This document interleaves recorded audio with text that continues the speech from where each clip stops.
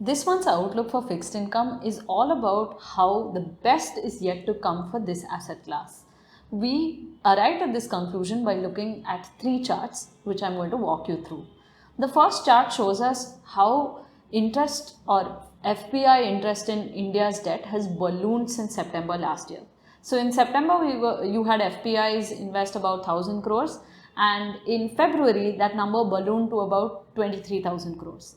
The second chart that we're looking at is a more broad-based participation in GSEC as well as SDL purchases. And if you look at this, the green line shows us only 6 months data, and you can see that that itself is sizable compared to the previous year's data that you see on this chart.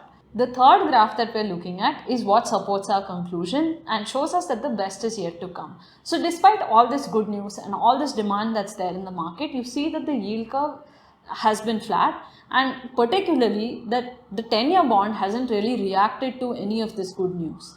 Now we are also in the sweet spot where inflation is falling and growth is still stable and picking up or at a promising level of 7%, which means that the door for fixed income opportunities is open, and both conservative as well as aggressive investors can find something that suits their risk appetite and return expectations. The road ahead for monetary policy is going to get challenging. Let's think about how the Fed is going to combat these two powerful forces of inflation and unemployment, which are pulling interest rates in opposite directions.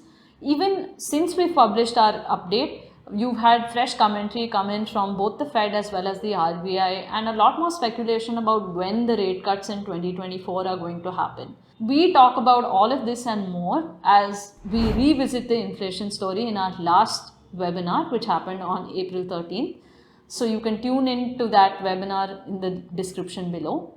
If you like this video and you want to stay up to date on fixed income trends, all you have to do is WhatsApp us on this number.